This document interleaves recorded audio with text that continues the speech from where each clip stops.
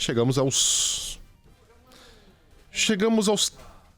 34.021 mortes em decorrência do novo coronavírus. Eu queria destacar aqui, não vou nem fazer nenhum tipo de comentário, mas a capa da Folha de São Paulo de hoje, que usou da criatividade para colocar em termos bem compreensíveis o que significam esses 34.021 mortos desde a primeira morte registrada aqui no Brasil. A Folha de São Paulo, coisa raríssima, veio sem nenhuma foto, não há fotografia na capa do jornal. De longe lembra aquelas imagens de jornais antigos, né, do New York Times, quando ainda não havia a tecnologia para que você colocasse fotografias, somente tipos na capa do jornal. As fotos são substituídas por uma espécie de editorial, um texto curto, que eu repito aqui na íntegra.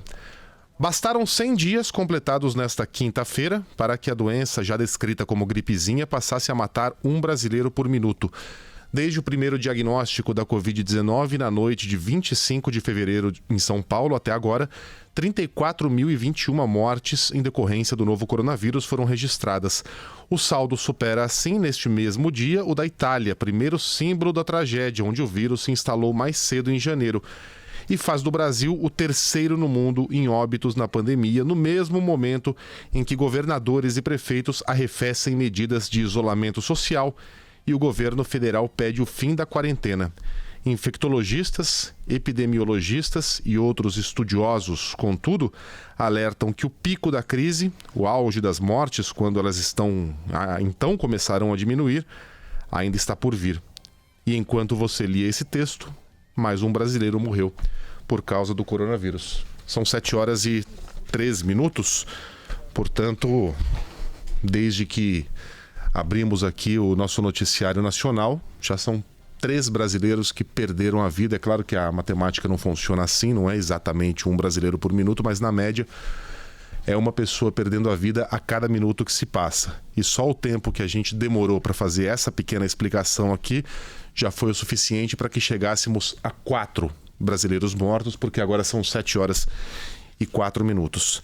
E na contramão do mundo, o Brasil, ainda sem atingir nem o platô e muito menos o pico das mortes na doença, se prepara para reabrir. Aliás, já vem reabrindo, né, Sheila? Já vem reabrindo em vários estados, em municípios, em diferentes momentos, mas o momento é esse, não é nem de discutir a flexibilização, já é de flexibilizar mesmo essa quarentena. Aliás, já o Felipe Killing, nosso correspondente em Londres, vai fazer um comparativo sobre as medidas que a gente está adotando aqui no Brasil nesse momento e sobre o que a Europa vem fazendo, só que com um detalhe muito importante: a diferença de tempo em que nós estamos, de momento dessa contaminação. Nós estamos pelo menos um mês atrás em relação ao que vem acontecendo na Europa. Ou seja, na Europa, rediscutir flexibilização, reabrir aos poucos, faz muito mais sentido agora do que no Brasil. Os momentos são bem diferentes. E mesmo nos Estados Unidos, Nova York tem registrado uma média de 50 mortes por dia,